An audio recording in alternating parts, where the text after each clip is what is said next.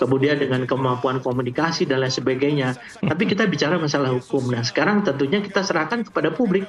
Nah, disinilah mungkin letaknya. Kadang-kadang kan polisi juga tidak perlu harus setiap masalah kecil harus disampaikan ke publik.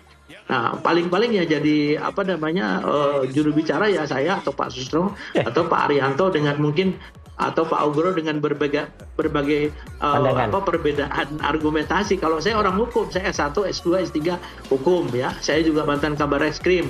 Jadi saya kira mungkin ada pengalaman juga dari seseorang dan pengetahuan yang dia akan firm ya terhadap pendapatnya meskipun di publik tidak populer.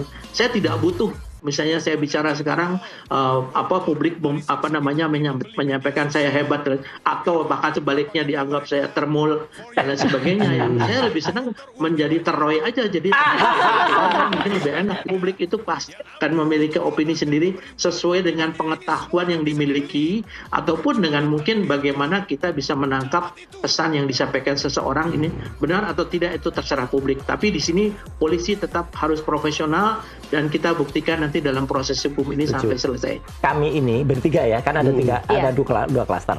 Yang kena itu adalah dikenakan pasal 32 atau 35. Pasalnya bukan untuk itu gitu loh. Jadi ini justru ada di FK, justru ada disinformasi gitu loh.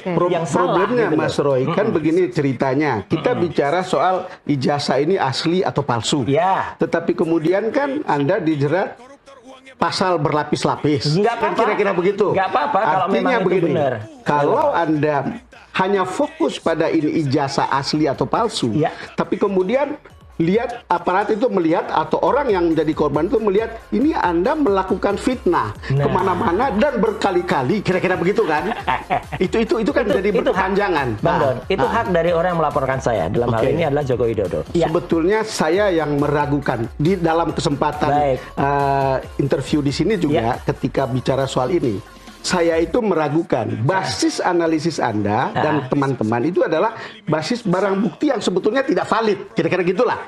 Jangan-jangan barang tidak valid, kemudian itu dinyatakan sebagai bagian untuk mengatakan sesuatu yang bahwa ijazah Pak Jokowi itu palsu gitu. Tapi berdasarkan barang yang tidak valid. Kalau yang punyanya Mabes Polri yang dipublikasikan itu kemudian kita analisis dengan 3 ijazah pembanding saja ini juga dikatakan tidak valid, ya lucu kan? Kenapa saya harus tanya ini? Karena kebetulan dari polisi itu kan Polda itu kan bilang memfabrikasi